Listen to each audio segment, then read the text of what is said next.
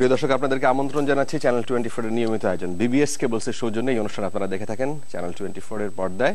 অনুষ্ঠানের নাম হচ্ছে প্রসঙ্গ রাজনীতি। আপনারা যারা এই অনুষ্ঠান নিয়মিত দেখেন তারা নিশ্চয়ই জানেন যে এই অনুষ্ঠানে আমরা একদম রুট লেভেলে লোকাল পর্যায়ে যারা রাজনীতি করেন আর তাদেরকে নিয়ে আসি, আপনাদের সামনাসামনি করি, তাদেরকে দাঁড় করাই, আপনাদের প্রশ্ন তাদের কাছ থেকে উত্তর আমরা শুনি। আজকে আমরা সেই ধারাবাহিকতায় ঠাকুরগাঁও জেলার রাজনীতি নিয়ে আজকে আমরা আলোচনা করব। আমরা পরিচয় করিয়ে দিই যারা আজকে যাদেরকে আমন্ত্রণ জানিয়েছি আমরা। এখানে রয়েছেন আমার ঠিক হাতে বাম পাশে রয়েছেন মির্জা ফয়সাল আমিন, তিনি সহসভাপতি জেলা বিএনপি ঠাকুরগাঁও জেলা। রয়েছেন জনাব আবু তোরাব মানিক, তিনি সভাপতি হচ্ছেন ঠাকুরগাঁও জেলা প্রেস ক্লাব। এবং তারপরে রয়েছেন জনাব অরুণাংশু দত্ত টিটো, তিনি সভাপতি ঠাকুরগাঁও জেলা সদর উপজেলা আওয়ামী লীগ। আপনাদের তিনজনকেই শুভেচ্ছা জানাচ্ছি আমাদের সাথে যোগ দেওয়ার জন্য। আমরা আপনাকে দিয়ে শুরু করি টিটো ভাই। জি, আপনারা ক্ষমতায় এখন, কি মনে হয় যে আশা আকাঙ্ক্ষা ছিল এই বাংলাদেশের একদম উত্তরের একটি জেলা, 5টি উপজেলার 4টি হচ্ছে সীমান্তবর্তী ভারতীয়, একটু অনুন্নত এলাকাও আমরা বলি অনেক সময়, কি মনে হয় আপনার যে আশা আকাঙ্ক্ষা মানুষের ছিল কতটা পূরণ করতে পারলেন আপনারা? ধন্যবাদ আপনাকে। আমি তো প্রথমে ধন্যবাদ জানাই চ্যানেল 24 কে, আপনারা আমাকে ডেকেছেন এখানে টকশোয়ে অংশগ্রহণ করার জন্য। আমি প্রথমেই এই বিজয়ের মাসে শ্রদ্ধা করে স্মরণ করি জাতির জনক বঙ্গবন্ধু শেখ মুজিবুর রহমান এবং 75-এর 15ই আগস্ট পরিবারকে নিঃশংস হত্যা করা হয়েছিল, তাদের সবাইকে শ্রদ্ধা করে স্মরণ করি, জাতীয় 4 নেতাকে। এবং শ্রদ্ধা করে স্মরণ করি মুক্তিযুদ্ধে যারা আত্মহতি দিয়েছে দেশ স্বাধীন করার জন্য তাদেরকে, এবং যারা যুদ্ধাহত মুক্তিযোদ্ধা আছে তাদেরকে আমি শ্রদ্ধা করে স্মরণ করি। আপনি অত্যন্ত সুন্দর প্রশ্ন করেছেন যে আওয়ামী লীগ সরকার ক্ষমতায় এসে আজকে আমাদের মানুষের আশা আকাঙ্ক্ষা কতটা পূরণ করতে পেরেছি বা আমাদের লক্ষ্য কতটুকু এগিয়ে আসলাম। আওয়ামী লীগ যখনই ক্ষমতায় আসে, আওয়ামী লীগ যা বলে তাই করে। আমাদের নেত্রী জননেত্রী শেখ হাসিনা বাংলাদেশের প্রধানমন্ত্রী, তার উদ্যোগে ঠাকুরগাঁতে আমরা এই দীর্ঘ 2008 সালের পর থেকে বিশেষ করে আমরা যে উন্নয়নমূলক কর্মসূচিগুলো করেছি, আপনি শিক্ষা খাত বলেন, স্বাস্থ্য খাত বলেন, আপনি যোগাযোগের ক্ষেত্রে বলেন, সকল ক্ষেত্রেই যে আমরা উন্নয়নটা এনেছি, এটা আমরা মনে করি আমরা উন্নতির শিখরে ঠাকুরগাঁকে একটা অনুন্নত যে জেলা উপজেলা হিসেবে আপনারা বলছিলেন সেটা আমরা কাছাকাছি পৌঁছে গেছি। যেমন আপনাকে আমরা প্রথমেই বলি যে ঠাকুরগাঁয় যোগাযোগ ব্যবস্থা, ঠাকুরগাঁ অত্যন্ত এখন সময়ের সাথে সাথে অনেক বেশি যানবাহন বৃদ্ধি পেয়ে গেছে, লোকসংখ্যা বৃদ্ধি পেয়ে গেছে। আমরা ইতিমধ্যে যেটা প্রয়োজন ছিল আমাদের, আমরা বাইপাসের কাজ শুরু করে দিয়েছি। 13 কোটি টাকার বিনিময়ে এই বাইপাস শুরু হয়ে গেছে। আমার মনে হয় আর 1 বছর মধ্যে বাইপাসটা উদ্বোধন হয়ে যাবে। ঠাকুরগাঁ শহর পৌরসভার মধ্যে চলাচলকে আরো মানে সহজ করার লক্ষ্যে আমরা ইতিমধ্যে ডিভাইডার করেছি, যে ডিভাইডার 6 কিলোমিটার লম্বা, তার মধ্যে 3 কিলোমিটার সম্পন্ন হয়েছে, আরো 3 কিলোমিটার আমাদের সম্পন্ন হওয়া বাকি রয়েছে। আচ্ছা, এখন আপনি শিক্ষা স্বাস্থ্যের কথা উল্লেখ করেছেন। এখানে একটা প্রশ্ন আমাদের কাছে আগে থেকেই ছিল, সেটা হলো সদর হাসপাতালে যে 50 শয্যা থেকে 100 শয্যায় করা হলো, উন্নীত করা হলো যে সদর হসপিটালটি, সেইখানে কিন্তু এখনো জনবল সেই 50 শয্যার হসপিটালে যেটা ছিল সেটাই আছে। ওইভাবে আপনারা সেভাবে সেখানে প্রচুর জনবল সংকট রয়েছে, সেদিকে আপনারা আপনাকে আমি সত্য কথা বলি, ঠাকুরগাঁও সদর হাসপাতালে ইতিমধ্যে আপনার হতে জানানি, ইতিমধ্যে গণপূর্ত বিভাগ থেকে রংপুরে টেন্ডার হয়ে গেছে, 200 বেড শয্যা বিশিষ্ট হাসপাতাল কাজ শুরু হয়ে যাবে, 250। এবং ঠাকুরগাঁতে ঢাকা থেকে স্যাংশন চলে গেছে। আমরা খাদ্য, যেমন মনে করেন আমাদের রুগী 50 বেড বলছেন কিন্তু থাকে 100, বাইরে রুগীও জমা হয় ওখানে ভর্তি হয়ে থাকে, কিন্তু এখন কিন্তু আমরা 200 লোকের খাবার কিন্তু ব্যবস্থা করা চলছে। এবং অতি সত্তর 1 মাসের মধ্যে আমরা ধারণা করতেছি এই টেন্ডারে 250 বেড শয্যা বিশিষ্ট। আচ্ছা, আমরা একটু আমাদের এখানে বিএনপির প্রতিনিধিত্ব করছেন মির্জা ফয়সাল আমিন, আপনার কাছ থেকে শুনতে চাই ভাই যেটা বলছিলেন তার প্রেক্ষিতে আপনার বক্তব্য। আমি বলি, উনি বাইপাসের কথা বলেছেন। বাইপাসের প্রথম নকশা করেন আমাদের তৎকালীন বিএনপি আমলের প্রাক্তন মন্ত্রী, বর্তমান বিএনপির মহাসচিব মির্জা ফখরুল ইসলাম আলমগীর।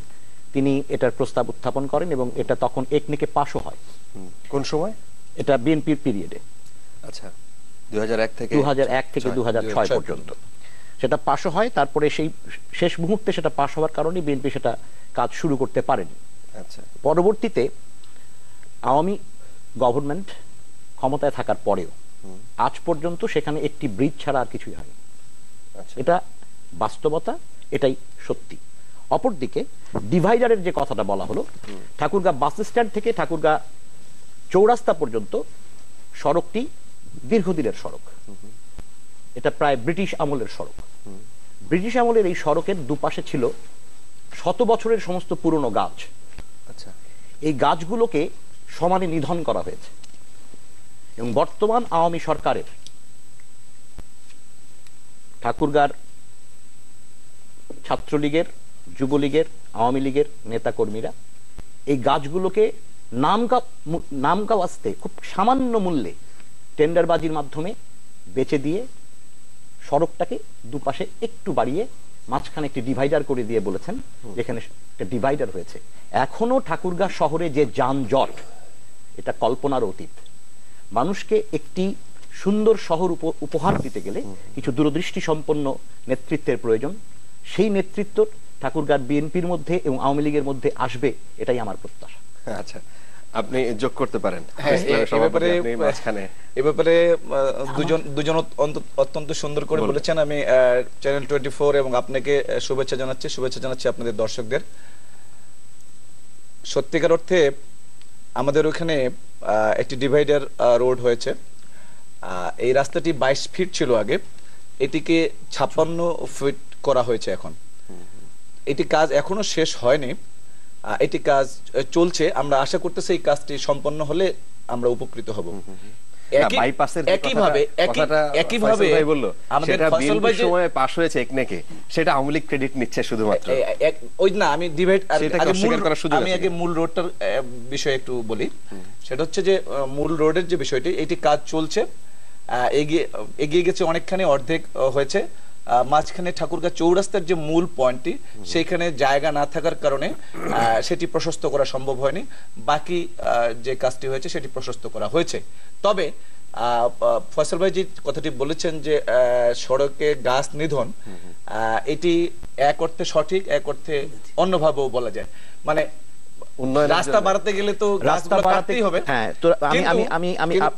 কিন্তু এই ব্যাপারে অনেকের কথাও আছে যে এই গাছ বিক্রির ক্ষেত্রে এই প্রক্রিয়াটা সঠিক ছিল না, বা সরকার যে অর্থটা পাওয়ার কথা সেটি সঠিকভাবে। আমি আবু তোরাব মানিককে একটু ইন্টারাপ্ট করি।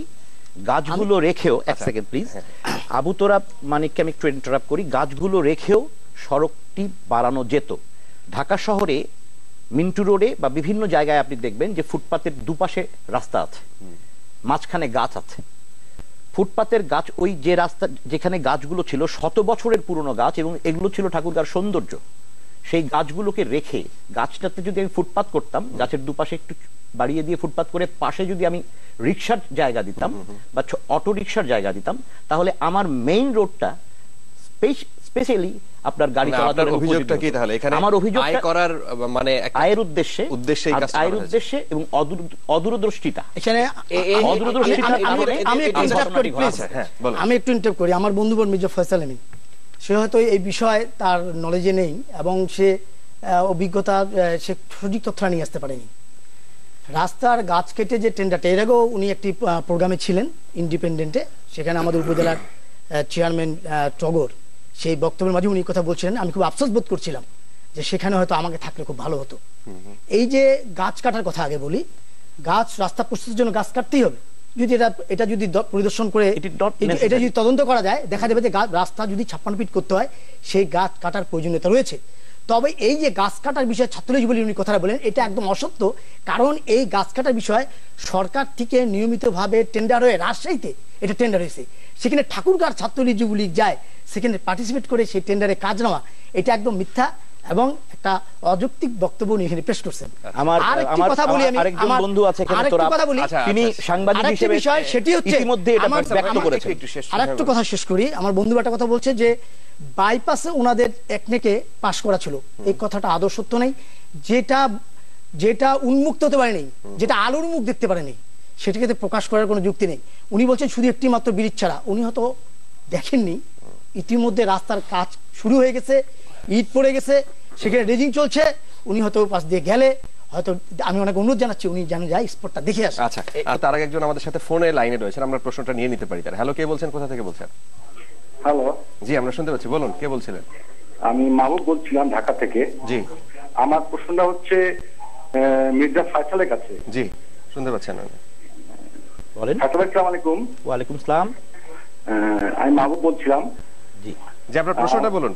আমার প্রশ্নটা হচ্ছে যে ঠাকুরগাঁও যারা বিএনপি করে, যারা বিএনপি দলকে ভালোবাসে, বিএনপির জন্য নিবেদিত প্রাণ, হ্যাঁ, তাদেরকে মির্জা আলমগীর বা মির্জা ফ্যামিলি বন্ধ করে না, শুধু মির্জা বাড়ির যারা চাটুকারি করে শুধু তাদেরকেই মূল্যায়ন করা হয়। এটা কি সত্যি?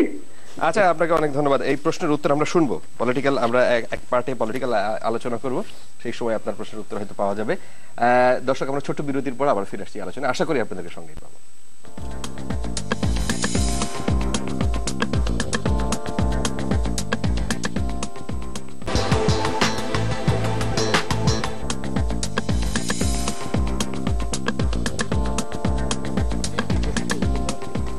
প্রিয় দর্শক, আরো একবার আমন্ত্রণ আপনাদেরকে। আপনারা দেখছেন বিবিএস কেবলসের সৌজন্যে প্রসঙ্গ রাজনীতি। আজকে আমরা ঠাকুরগাঁও জেলার রাজনীতি নিয়ে আলোচনা করছিলাম। আমাদের সাথে মির্জা ফয়সাল আমিন, বিএনপির, জনাব অরুণাংশু দত্ত টিটু, তিনি আওয়ামী লীগের, এবং আবু তোরাব মানিক, তিনি সাংবাদিক প্রতিনিধি হিসেবে এখানে রয়েছেন। একজন দর্শক আমাদের সাথে ফোনে আছেন, আপনার প্রশ্নটা নিয়ে আমরা শুরু করব। কি আছেন? হ্যালো। হ্যাঁ, আসসালামু আলাইকুম। ওয়ালাইকুম আসসালাম, বলুন। আমি কিন্তু স্যারের কাছে একটু কথা বলতে চাই। জি, শুনতে পাচ্ছেন? আমাদের ঠাকুরগাঁও বিভিন্ন এনজিও খুব সহজ শর্ত ভাবে ঋণ দেয় আমাদের ছোটখাটো ব্যবসায়ীদেরকে। আচ্ছা। কিন্তু প্রচুর লাভ করে, বুঝছেন? হ্যাঁ। তো সেই হিসাবে কিন্তু আমার ব্যবসা হয় না। আচ্ছা। আর কোঅপারেটিভ কিছু ব্যাংক আছে, তো ওরা প্রচুর লাভ, সেই হিসেবে ব্যবসা হয় না। এই ক্ষেত্রে স্যারকে বলা যে কিছু। আচ্ছা, আপনাকে ধন্যবাদ। আপনাদের কোনো নিয়ন্ত্রণ আছে কিনা সেই বিষয়ে, কিছু করার সুযোগ আছে কিনা সেই বিষয়ে জানতে চান। আমি শুরুতেই, এই পার্টের শুরুতেই আপনার কাছে আসি। প্রশ্নটা এরকম ছিল যে 4টি উপজেলা হচ্ছে আপনাদের ভারত সীমানা ঘেঁষা একদম। আমরা বিভিন্ন সময় পত্রপত্রিকা, টেলিভিশন, নিউজে দেখি যে প্রচুর মানুষ চোরাচালানির সাথে, কিংবা মানুষের কাজ নাই বলে মানুষ ভারতের সীমানা পার হয় নানা ওয়েতে, তারা চোরাচালানির সাথে যুক্ত হয় এবং প্রচুর মানুষ মারা যায়। তো এই বিষয়ে রাজনৈতিক আপনাদের সময় কিংবা এখন আওয়ামী লীগের সময় কোনো সমাধান ওইভাবে আমরা দেখি না। এই বিষয়ে আপনার কোনো বক্তব্য? আমি আপনাকে বলি, বাংলাদেশ জাতীয়তাবাদী দল যে সময়টিতে ক্ষমতায় ছিল, সে সময় পর্যন্ত বর্ডার কিলিং কি পর্যায়ে ছিল আর এখন বর্ডার কিলিং কোন পর্যায়ে আছে, এটা আপনাকে বিবেচনা করতে হবে। এটা সমগ্র জাতি দেখছে। ঠাকুরগাঁর 4টি উপজেলা নিঃসন্দেহে আপনার বর্ডার এরিয়ার মধ্যে। দীর্ঘদিন থেকেই এখানে ক্যাটল ট্রেসপাস হয়। বেসিক্যালি ওখানে গরু চোরাচালানটা হতো, এটা দীর্ঘদিনের। কিন্তু ইদানিংকালে যে ঘটনাটা ওখানে ঘটেছে সেটা হচ্ছে মাদক, ভয়ঙ্কর রূপে মাদক চোরাচালান শুরু হয়েছে এবং তার পৃষ্ঠপোষকতা দান করছে বর্তমান সরকার দলীয় এক শ্রেণীর, আমি সবাইকে কন্ডেম করব না, এক শ্রেণীর অসাধু ব্যবসায়ী, যারা সরকার দলীয় লোকজনের ছত্রছায়া থেকে এই মাদক ব্যবসাকে নিয়ন্ত্রণ করছে। এর সাথে পুলিশ প্রশাসন জড়িত, এর সাথে স্থানীয় সরকার দলীয় নেতারা জড়িত। এবং এখন পুরো ঠাকুরগাঁকে, আমি আমার বন্ধুবর টিটু দত্তকে বলবো, সেও জানে বিষয়টি স্বচ্ছ পরিষ্কার। ঠাকুরগাঁর জনগণ দেখছে এই প্রোগ্রাম, সারা বাংলাদেশের জনগণ দেখছে। ঠাকুরগাঁ এখন মাদকের অভয়ারণ্যে পরিণত হয়েছে এবং এখানে কোনো নিয়ন্ত্রণ নেই। এখানে যদি একটু নিয়ন্ত্রণ করা যেত, আপনি একেবারে বন্ধ করে দিতে পারবেন আমি সেটা বলছি না, কিন্তু এখানে একটা নিয়ন্ত্রণ থাকতে হবে। ঠাকুরগাঁতে একটা উপজেলা আছে, নাম হচ্ছে বালিয়াডাঙ্গি। বালিয়াডাঙ্গি উপজেলাতে সবচেয়ে বেশি এই মাদকের আদান প্রদান। আপনি এক শ্রেণীর ছেলে, আপনি দেখবেন মোটরসাইকেল নিয়ে প্রতিদিন বিকেল বেলা শত শত হাজার হাজার মোটরসাইকেল মুভ করছে আপনার বালিয়াডাঙ্গির দিকে, আবার ওখান থেকে আসছে, এবং দে আর অল ক্যারিং ফেন্সিডিলস অ্যান্ড অল, এই সমস্ত মাদক দ্রব্য। এটা হচ্ছে বাস্তব চিত্র। এখানে সরকার, যিনি সরকারে আছেন, যিনি রাষ্ট্রীয় ক্ষমতায় আছেন, তাদেরই কর্তব্য, তাদেরই দায়িত্ব এটাকে বন্ধ করা। আচ্ছা, আমি এখানে একটু এই প্রসঙ্গে আমি বলতে চাই, বন্ধুবর মির্জা ফয়সাল আমিন যে কথা বলল, বর্ডার কিলিং এর বিষয়টা, বর্ডার কিলিং এর বিষয়টা যে কথা উনি তথ্য নিয়ে তথ্য সঠিক নয়। গত 1 বছরে একটি মাত্র কিলিং হয়েছে। কি জন্য কিলিংটা হচ্ছে সেটি হচ্ছে, আমরা জানি বাংলাদেশে যে সমস্ত এলাকায় বর্ডার আছে, আমাদের ওই অঞ্চলে আগে তারা কাটা বেড়া ছিল না। এখন আগে যখন তার কাটা বেড়া ছিল না, তখন ওপেন এই গরু গবাদি পশু আনা যাওয়া করতো, অনেক স্মাগলিং দুর্বল যাতায়াত করতো। কিন্তু তার কাটা বেড়া দেওয়ার পরে এটা কিন্তু ধীরে ধীরে ধীরে ধীরে কমে গেছে। এখন যে জিনিসটা দরকার, যে বর্ডার বেল্টে মানুষের সচেতনতা বৃদ্ধি। এখন যারা কিছু অসাধু শ্রেণী ব্যবসায়ী আছে, হঠাৎ করে ভুল করে যখন ঘটনা ঘটায় ফেলে, গত 1 বছরে একটি মাত্র ক্লিনিং সেখানে হয়েছে, কিন্তু সে আমার বন্ধু যে কথাটা বললো যে সেটা খারাপ দিকে গেছে, তাদের সরকার বলছে এই কথাটা সত্য নয়। আপনাকে 2টা পয়েন্টের কথা বলি, আপনি আমি বলছি ওই পয়েন্টে পরে আসতেছি। আমি 2টা কথা বলি। গত এই কালী পূজায় পাড়িয়া ইউনিয়নে বর্ডার বেল্টে সেখানে মেলা হয়েছে 2 পক্ষ এবং তারকাটা মেলার নোম্যান্সল্যান্ডের মধ্যে। সেখানে কালী পূজায় যে 2 দেশের মিলন মেলা, সেখানে লোকজন এসে সেখানে অনুষ্ঠান করতেছে। পার্শ্ববর্তী দেশের সাথে বর্তমান সরকারের যে সৌহার্দ্যপূর্ণ মনোভাব, সেটা কিন্তু বিরাট করতেছে। আপনি হরিপুরের পাথরঘাটা, হরিপুরের পাথরঘাটা যে আপনার কালী মন্দির আছে, সেখানে আমি নিজে গেছিলাম। তার কাটা বেড়ার পাশে কালী মন্দির, বাংলাদেশের নোম্যান্সল্যান্ডের ঠিক পাশেই। সেখান থেকে ইন্ডিয়ান লোকরা আসতেছেন, এনারাও যাচ্ছেন। আর যে ঘটনাটা উনি উল্লেখ করলেন যে বর্ডার কিলিং, এটা বছরে 1-2টা, এটা আস্তে আস্তে কমে আসতেছে। এটা এলাকায় বর্ডার বেল্টের লোকদের সচেতনতা বৃদ্ধি করতে হবে। তিনি যেটা অভিযোগ করেছেন বিশেষ করে যে রাজনৈতিক দলের বর্তমান সরকারের, উনি যে কথাটা বললেন ফেন্সিলের কথাটা, আমি আপনাকে মূলত একটু পূর্বে ফিরে যাই। 91 সালে জাতীয় দল ক্ষমতায় আসলো। ঠাকুরগাঁ শহরের মূলত নাম হচ্ছে নিশ্চিন্তপুর। আমরা ঠাকুরগাঁর মানুষ কিন্তু নিশ্চিন্তে ঘুমাতাম। ঠাকুরগাঁর মধ্যে, ঠাকুরগাঁ কিন্তু কোন রকম, ঠাকুরগাঁর মধ্যে আমাদের নিজেদের মধ্যে একটা সুন্দর সৌহার্দ্যপূর্ণ মনোভাব ছিল। 91 সালে জাতীয় দল ক্ষমতা আসার পরে আমরা লক্ষ্য করেছি বাংলাদেশে, শুধু ঠাকুরগাঁ নয়, বাংলাদেশে ফেন্সিডিল এবং মাদক দ্রব্যের যে সৃষ্টি, সেটা 91 সালে বিএনপি গভর্নমেন্ট ক্ষমতা আসার পরে, এবং ঠাকুরগাঁয় সেটির সৃষ্টি হয়েছে 91 সাল থেকে। আমরা, আপনি জানেন, হয়তো জানেন কিনা জানি না, এই গভর্নমেন্ট ক্ষমতা আসার পরে প্রতি মাসে 61টি করে ছেলে মিনিমাম বালাডিঙ্গিতে বলেন, ঠাকুরগাঁ সদর উপজেলা বলেন, আমার বন্ধুবর এখানে আছে, ভ্রাম্যমাণ আদালত তাদের বিভিন্ন মেয়াদের সাজা দিয়ে দিচ্ছে, এবং এখানে কোনো দলমত নির্বিশেষে নাই। আর ফেন্সিলের কথা বলেন, আমার কাছে একটা স্ট্যাটিস্টিক্স আছে গত 3 মাসে। স্ট্যাটিস্টিক্স বলতেছে আমরা একটু আমাদের সময় কম, আমরা গত 1 মাসে গাঁজা ধরেছে 13 কেজি, ফেন্সিল হচ্ছে 700 বোতল, ইয়াবা হচ্ছে 225, টিটি হচ্ছে 63, আচ্ছা ওয়াইন হচ্ছে 352। আচ্ছা, আপনি এবং দেখেন এই যে তাহলে প্রত্যক্ষভাবে তুমি স্বীকার করছো, আমি বলছি যে এটা ব্যাপারটা হচ্ছে এই যে তোমাদের আমলে এটা হয়েছে।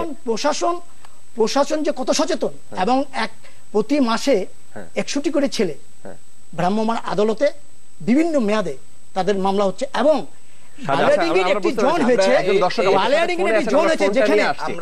হ্যালো, কে বলছেন, কোথা থেকে বলছেন? হ্যালো, আসসালামু আলাইকুম।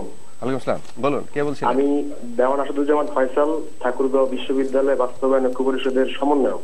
জি বলুন, শুনতে পাচ্ছি। জি, আমার প্রশ্নটা দুটি রাজনৈতিক দলের, যেহেতু আমরা প্রশ্নটা গ্রহণ করলাম, পর্যায়ের নেতারা এখানে উপস্থিত এবং আমাদের শ্রদ্ধেয় মানিক ভাই এখানে উপস্থিত। আমার প্রশ্নটা হলো যে আমরা একটি বিশ্ববিদ্যালয়ের দাবিতে দীর্ঘদিন যাবৎ বিশ্ববিদ্যালয়ের দাবি, মানিক ভাই আপনি বলুন। তো আমি যেটা বলতে যাচ্ছি, বোদ্ধা কথা আমার 2 বন্ধুর কাছে, 2 ভাইয়ের কাছে, সেটা হচ্ছে আসলে এই সরকারের আমলে এবং আগের সরকারের আমলে, কোন সরকারের আমলে এটা কেউই জোর গলায় বলতে পারবেন না যে আপনারা মাদকের বিরুদ্ধে শক্ত কোনো অবস্থান নিয়েছেন।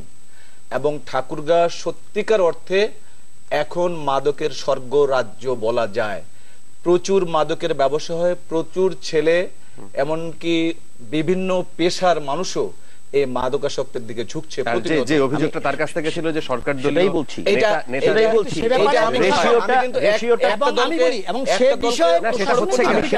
আমরা সবাই অপরাধী।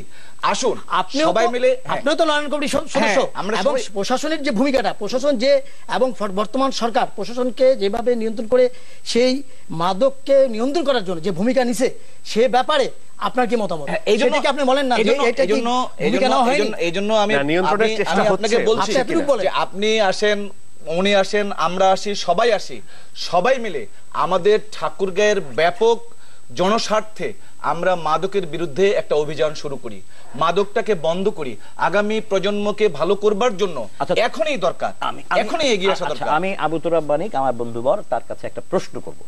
সেই প্রশ্নটা হচ্ছে, ঠাকুরগাঁয়ে যদি এটা বন্ধ করতে হয় তাহলে একটা টোটাল কনসাস লাগবে।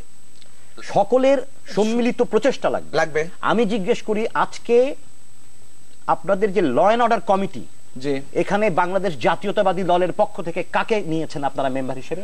একমাত্র উপজেলা চেয়ারম্যান পদাধিকার বলে আছেন। উপজেলা চেয়ারম্যান ইলেকশনে জিতে সেখানে বাধ্য হয়ে আপনারা বুঝেন যে জেলা বিএনপির সেক্রেটারি, আচ্ছা আমার জেলা বিএনপির সেক্রেটারি হিসেবে আজকে নিয়েছেন। He is not a layman, he is the secretary. না, he is the secretary, but today he is the chairman. আপনি চেয়ারম্যান, যেদিন চেয়ারম্যান হয়েছেন সেদিন নিয়েছেন, যেদিন চেয়ারম্যান ছিলেন না সেদিন কি আপনারা তাকে কমিটিতে নিয়েছেন? না, এটা নেওয়ার সুযোগ নাই। সুযোগ নেই তো, কেন সুযোগ নেই? আপনি ল এন্ড অর্ডার কমিটি করবেন একটি, এটা কিন্তু আমি আপনার বিরুদ্ধে হচ্ছে কথাটা, কিন্তু এটা হচ্ছে আপনি তাহলে রাষ্ট্রের ফরম্যাট, এটা ফরম্যাটের উপরে আপনি রাষ্ট্রের ফরম্যাটে সেটা তো রাষ্ট্র পরিচালনা করে কারা? সরকার। আর সরকার পরিচালনা করে কারা? আওয়ামী লীগ। ক্লিয়ার না? এটা মন্ত্রণালয়ের একটা নির্দেশনা আছে, সমাজের কোন শ্রেণীর মানুষ হবে এবং প্রতিষ্ঠানের সরকারি আমরা সবাই আপনারা বলতে চান, কিন্তু আপনারা এই কথাটা পরিষ্কার করে বলেন না কেন? আপনার দলের লোককে যে নিতে হবে তার কোনো মানে নেই। না, আমার দলের লোককে আপনি না নিয়ে আপনি একটা বাংলাদেশের বৃহৎ রাজনৈতিক দলকে বাদ দিয়ে, একটা বাংলাদেশের বৃহৎ রাজনৈতিক দলকে বাদ দিয়ে আপনি ওখানে ল এন্ড অর্ডার কন্ট্রোল করবেন? আপনার এখন তো আপনার দল বাংলাদেশের বৃহৎ রাজনৈতিক দল কার্যত নাই। না, এটা ঠিক বলেছেন, কার্যত আমরা নেই। কার্যকারিতা আপনারা কার্যকারিতা দেখবেন কয়দিন পর। অনেক ভাই, আমরা আমাদের আবারও একটা বিরতি সময়, বিরতির আগে আমরা আমাদের ঠাকুরগাঁওয়ের জন্য কথা বিরতিতে যাচ্ছি, বিরতির পর আবারও আসছি এই আলোচনায়।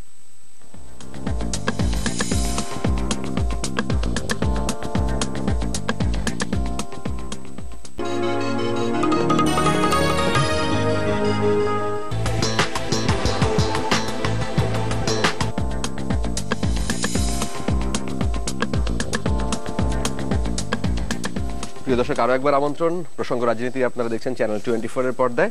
আমরা ঠাকুরগাঁও জেলার রাজনীতি নিয়ে আলোচনা করছি। আমরা টিটো ভাই, আপনাকে এইবার শুরু করি আপনাকে দিয়ে। সেটা হলো যে ঠাকুরগাঁও দীর্ঘদিন ধরে আওয়ামী লীগের যারা জনপ্রতিনিধি তারাই হয়ে আসছে, আমরা দেখছি মানে 90 এর পর থেকে। এইবার আমরা দেখলাম উপজেলার ক্ষেত্রে, উপজেলা নির্বাচনে 5টার মধ্যে 4টাই হচ্ছে বিএনপির উপজেলা চেয়ারম্যান।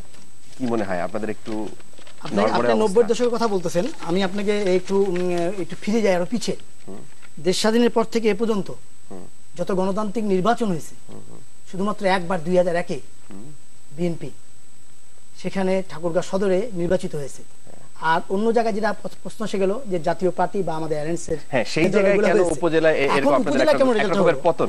আমি তাহলে একটু পিছনে ফিরে আসি। আপনারা জানেন বাংলাদেশে একটা 5 তারিখে নির্বাচন হয়েছিল, যে জাতীয় নির্বাচন, 10ম জাতীয় সংসদ নির্বাচন, যে নির্বাচনে বিএনপি অংশগ্রহণ করে না। আমরা জানি ওই ইতিহাসটাতে যেতে হবে, এই জন্যই সেই ইতিহাসটাতে এই জন্যই যেতে হবে যে 5 তারিখের নির্বাচনে বিএনপি অংশগ্রহণ করেনি। অংশগ্রহণ না করে কি করলো? অংশগ্রহণ না করে তারা ভোটের দিন, বিশেষ করে ঠাকুরগাঁতে বাহির থেকে জামাতে ইসলামের ক্যাডারদের নিয়ে এসে ভোট কেন্দ্রে হামলা করে বিজেপি অফিসারকে হত্যা করলো, মানুষকে হত্যা করলো, পুলিশকে আহত করলো, বিজেপিকে আহত করলো, অস্ত্র লুট হলো, সে অস্ত্র পরে উদ্ধার হলো এবং ঠাকুরগাঁও শহরে একটা অরাজকতা সৃষ্টি হয়ে গেল। আমরা বন্ধুবর এখানে আছেন, বিস্তারিত জানেন। এই 5 তারিখের নির্বাচনের যে আদলে যে 5 তারিখে যে নির্বাচনটা হলো, পরবর্তীতে উপজেলা নির্বাচনে যে হলো, উপজেলা যে নির্বাচন হলো, সেই নির্বাচনে আমাদের বিভিন্ন, যেমন আমি সদর উপজেলা আসনে নির্বাচন করেছি, আমি উপজেলা নির্বাচন করেছি। আমার আসনে আমার পরাজয় হওয়ার কোনো সুযোগ ছিল না। কেন হেরে গেলাম? 5 তারিখের নির্বাচনের যে ফেক, ওই এলাকা সংখ্যালঘু সম্প্রদায় এলাকা, 1,10,000 হিন্দু সম্প্রদায়ের মানুষ ভোট দেয়। এই 5 তারিখের নির্বাচনে হিন্দুদের উপরে যে অত্যাচার নির্যাতন চালা হয়েছে, 5 তারিখের নির্বাচনের পরও 1 মাস ধরে মানুষের বাড়িতে অগ্নিসংযোগ, গরু লুটতরাজ, মানুষকে আহত করা, মানুষকে আঘাত দেওয়া, মানুষের উপরে বিভিন্ন রকম ঘর বাড়ি নির্যাতন করে, এই ভয়ে আমি বলি আপনাকে, এই ভয়ে উপজেলা নির্বাচনে 20 থেকে 25,000 লোকরা ভোট দিতে আসেনি। হত্যা করা হলো, সেখানে যে নানান রকমের নির্যাতন হচ্ছিল, বলা হচ্ছিল বিএনপি জামাতের পক্ষ থেকে, সেই কারণে মানুষ ভয়ে তাদেরকে ভোট দেয় নাই, ভয় ভোট দিয়ে নাই, ভোট দিতে আসতে পারে নাই। মানুষের মধ্যে আতঙ্ক ছিল, সেই আতঙ্ক কাটতে আমাদের অনেক সময় লাগছে। সেই আতঙ্কটা সম্পূর্ণ সে উনি যে বলছেন, ওনার দিক থেকে উনি দাবি করছেন, কিন্তু বাস্তবে এর ভেতরে আরো অনেক কথা আছে। আওয়ামী লীগের মধ্যে ইদানিং কিছু অন্তকোন্দল প্রকাশ্য রূপ নিয়েছে। না আমাদের মধ্যে বলতে দাও, এইটা আমি একটু সত্য কথা বেরিয়ে আসবে, শুনি।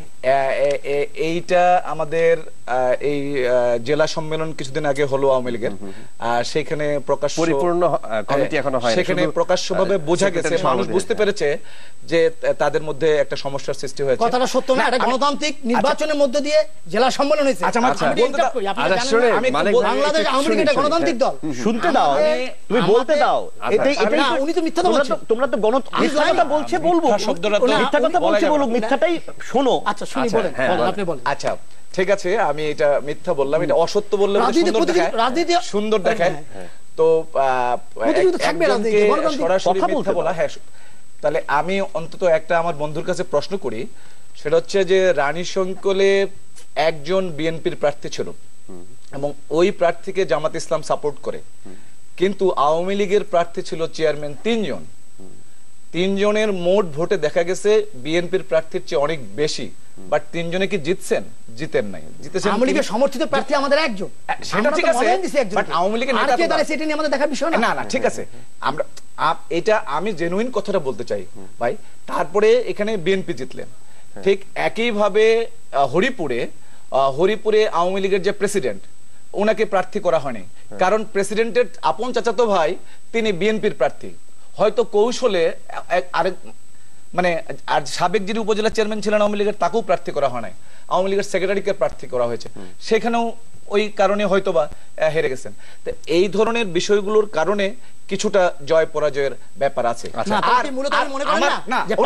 নির্বাচনে ঠাকুরগাঁও শহরে যে সংসদটা হয়েছে, এটা বলি ঠাকুরগাঁও সদর আসনে হয়েছে, আপনি একজন সাংবাদিক, এটা আমার সুযোগ, এইটা বলেন প্লিজ, মেক ইট ক্লিয়ার। সুযোগ চাই, আমি ক্লিয়ার করেন, আপনাকে এটা অবশ্যই তার কাছ থেকে হলো, এটা আমি তার কাছ থেকেই শুনি, আমি এটা সুযোগ চাই। সেটা হচ্ছে সারা বাংলাদেশের মধ্যে সবচেয়ে বড় সহিংস ঘটনা কিন্তু ঘটে 5 তারিখের নির্বাচনে ঠাকুরগাঁওতে।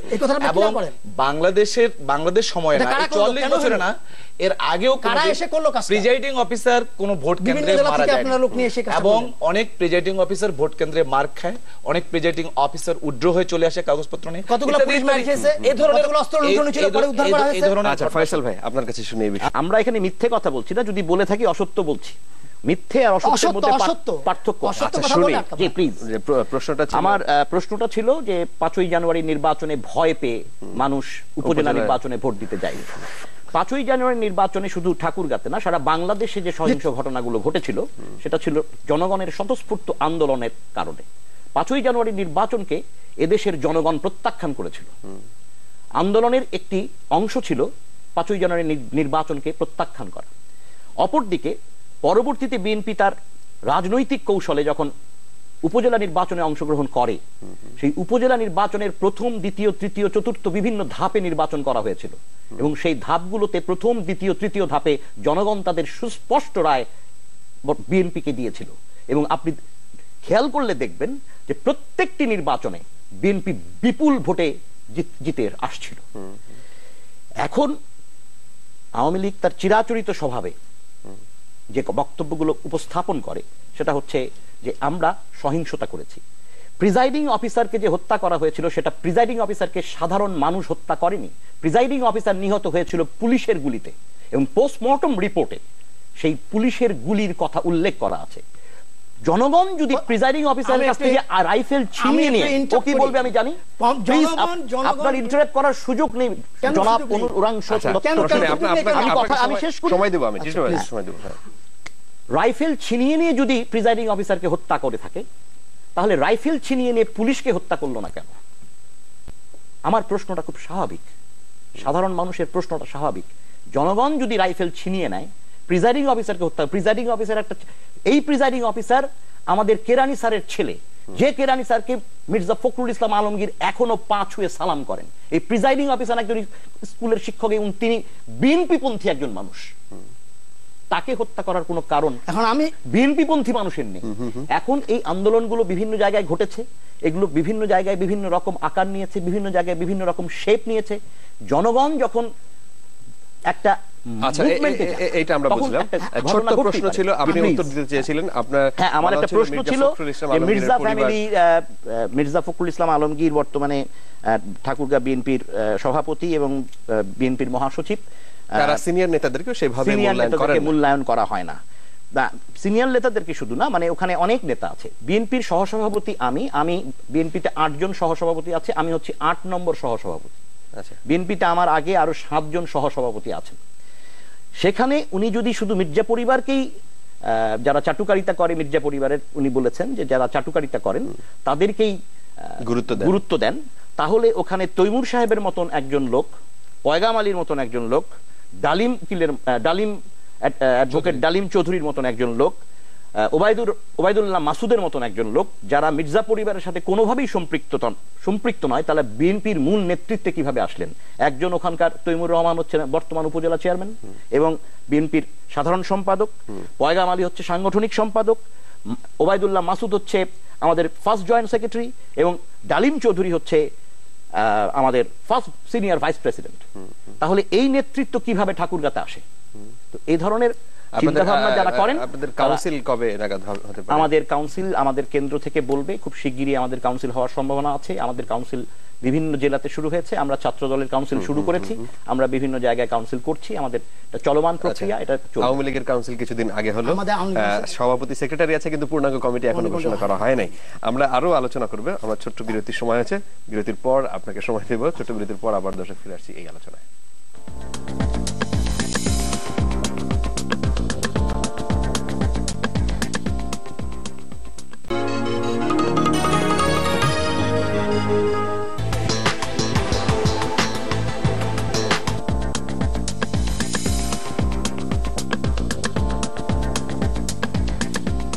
দর্শক, আরো একবার আমন্ত্রণ, আপনারা দেখছেন প্রসঙ্গ রাজনীতি, বিবিএস কেবলসের সৌজন্যে। আমরা ঠাকুরগাঁও জেলার রাজনীতি নিয়ে আজকে আলোচনা করছি। আমরা ফয়সাল ভাই, আপনাকে দিয়ে শুরু করি। কি অগ্রাধিকার ভিত্তিতে কোন কাজগুলো ঠাকুরগাঁওয়ের সব মানে করা দরকার আপনার কাছে কি মনে হয়? আমার কাছে মনে হয় সবচেয়ে আগে ঠাকুরগাঁও একটা কৃষি ভিত্তিক এলাকা, এখানে কৃষি হচ্ছে মূল চালিকা শক্তি অর্থনীতির। এখানে সবার আগে যেটা করা উচিত সেটা হচ্ছে এটি কৃষি ভিত্তিক যে শিল্পগুলো, সেই শিল্পগুলোকে এখানে আমাদের হাতে সময় একদম কম, হাতে গুনে গুনে। অপরদিকে শিক্ষা ক্ষেত্র, স্বাস্থ্য ক্ষেত্র, এগুলোতে সরকারের নজর দেওয়া খুব জরুরি হয়ে গেছে।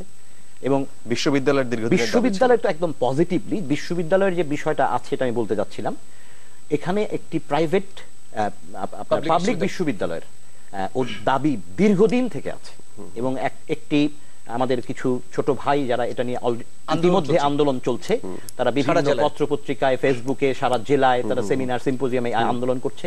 আমি তাদের সাথে একাত্মতা ঘোষণা করছি এবং আমিও দাবি করছি যে ঠাকুরগাঁও একটি পাবলিক বিশ্ববিদ্যালয়ের একান্ত প্রয়োজন। আচ্ছা আচ্ছা দাদা, বিনোদনের একদমই জায়গা নাই, কৃষিতে আপনাদের ওইভাবে কোনো প্ল্যানিং নাই, বিশ্ববিদ্যালয়ের কথাটা বললো বিশ্ববিদ্যালয়। হ্যাঁ, আমরা ঠাকুরগাঁও বিজ্ঞান ও প্রযুক্তি বিশ্ববিদ্যালয়ের জন্য আমরা কিন্তু এই দাবি রেখেছি এবং আমাদের মাননীয় এমপি মহোদয় এটা নিয়ে চেষ্টা চালাচ্ছেন। আমাদের বিশ্বাস এই টেনিয়রে আমরা এটা করতে সফল হব।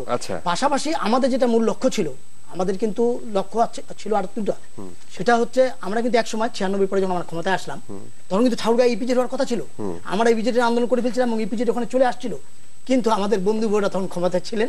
এই যে তখন এক সময় ওই সময় ওনারা এমন আন্দোলন করলেন, সেই ইপিজেডটা ঠাকুরগাঁও আউলিয়াপুর থেকে ওই এলাকার সমস্ত বিএনপি নেতৃবৃন্দ দিয়ে এই ইপিজেডটা চলে গেল আমাদের শহীদপুরে। আমার বন্ধু বোধহয় আমার সাথে একমত হবেন। সুগার মিলটার অবস্থা একদম, সুগার মিল ইতিমধ্যে বিএমআরই হয়ে গেছে, কাজ শুরু হয়েছে। এখানে আপনাকে নতুন একটা তথ্য দিই, বিট দিয়ে, যেহেতু বিট 4 মাসের ফসল, বিট দিয়ে পৃথিবীর অন্য দেশে বিট দিয়ে সুগার উৎপাদন করা হয়, সুগার বিট এখানে দিয়ে এনআরএসে আবাদ হচ্ছে। এইটা দিয়ে আমরা আগামীতে এখানে সুগার মিলটাকে আরো বেশি সঞ্চালন করার জন্য চেষ্টা চালাচ্ছি। আর এখানে যে আমাদের রেশম শিল্পটা 2002 সালে বিএনপি সরকার ক্ষমতায় এসে এটা বন্ধ করে দিয়েছিল, বন্ধ করে দিয়ে এটাকে পাবলিকের কাছে বিক্রি করে দেওয়ার কথা ছিল। কিন্তু পরবর্তীতে বিএনপি আওয়ামী লীগ গভর্নমেন্ট ক্ষমতায় এসে আমরা কিন্তু সংসদীয় কমিটি দিয়ে এটা অলরেডি তদন্ত করে ঢাকায় রেশম বোর্ডে গেছে। আমরা প্রত্যাশা করতেছি অতি সত্বর এটা সিদ্ধান্ত নেওয়ার জন্য। এটা এরশাদের আমলে বন্ধ করা হয়েছিল, বিএনপি এসে এটাকে ওপেন করেছে। 2002 তে এটা বন্ধ হয়েছে। আচ্ছা, 2002 তে। যাই হোক, যে জিনিসটা মূল দরকার আমাদের এখানে দুগ্ধ প্রক্রিয়াজাতকরণ মিল ভিটার মধ্যে যদি বড় ধরনের চিলিং প্রজেক্ট আছে, যেমন মিল ভিটা, ব্র্যাক, এরা চিলিং প্রজেক্ট করেছে, কিন্তু দুগ্ধ প্রক্রিয়াজাতকরণ বড় ধরনের জন্য কোনো যদি প্রতিষ্ঠান করা যায়, অথবা এগ্রি বেস্ট, যেটা আমার বন্ধু বলেন কথাটা সত্য, এগ্রি বেস্ট যেটা আমাদের ওখানে কালটিভেশন অনেক বেশি, সেখানে এগ্রি বেস্ট যদি কোনো প্রতিষ্ঠান করা যায় তাহলে হয়তো আমরা আরো বেশি। অনেক ধন্যবাদ। আমরা সম্ভাবনার কথা বলতে গেলে এবার আপনাদের তথ্য একটা জানাই যে সারা বাংলাদেশের মধ্যে এইবার প্রথম বাংলাদেশ থেকে চাল বিদেশে রপ্তানি করা হচ্ছে। সারা বাংলাদেশের 1 নম্বর জেলা ঠাকুরগাঁয়ে, যেখানে 56,000 মেট্রিক টন চাল সরকার সংগ্রহ করেছে, সর্বোচ্চ এটা সারা বাংলাদেশের। এইখানে আমাদের 5,56,000 মেট্রিক টন চাল আমরা বছর উৎপাদন করি। সেই তারপর এখানে কৃষি ভিত্তিক কোনো প্ল্যানিং নেই। আরেকটা আপনাকে বলি, আলু উৎপাদন করি 4.5 লাখ মেট্রিক টন, ভুট্টা করি 2,26,000 মেট্রিক টন, গম করি 2,13,000 মেট্রিক টন, এবং আরেকটা আপনাদের একটু জানাতে চাই, সেটা হচ্ছে কাঁঠাল উৎপাদন হয় 22,000 মেট্রিক টন। একটা কাঁঠাল 5 টাকা 7 টাকা বিক্রি হয়, অনেক কাঁঠাল বিক্রি হয় না। কাঁঠালের জুস করা সম্ভব। আমাদের এইখান ঢাকা থেকে যদি কোনো বাণিজ্যিক প্রতিষ্ঠান আমাদের ওই অঞ্চলে গিয়ে টমেটোর জুস, কাঁঠালের জুস, গমের বিভিন্ন আইটেম, ভুট্টার বিভিন্ন আইটেম, আলুর চিপস, সত্যিকার অর্থে আলুর চিপস যেটা আমরা বাজারে পটেটো চিপস খাই, আসলে এখানে তো কোনো পটেটো নেই। পটেটো চিপস, অনেক ধন্যবাদ। অনেক কিছু আলোচনা ছিল। বিডি কলেজে 200 জন শিক্ষকের পেছনে মাত্র 53 জন সেখানে কাজ করছে। এগুলো অনেক না, আমি আমাদের এখানে এরকম ইস্যু শেষ নাই। অনেক ধন্যবাদ। আমাদের হাতে সময় নেই, আমাদের রেলপথ চালু করতে হবে। রেলপথ ছাড়ের ঘাটতি নেই, আমাদের রেলপথ 4বার সময় গেছে, 4বার সময় বাড়ানোর পরও এখনো সেই কাজ শেষ হয় নাই। দ্রুত করতে হবে এবং আমাদের একটি উন্নত মানের রেল দিতে হবে। আমরা 10 ঘন্টা আপনাদের তিনজনকে অনেক ধন্যবাদ। প্রিয় দর্শক, আপনারা যারা এই আলোচনা দেখছিলেন, আজকে শেষ করতে হচ্ছে, আগামীকাল হয়তো অন্য কোনো জেলা নিয়ে আলোচনা করবো। ভালো থাকবেন সবাই।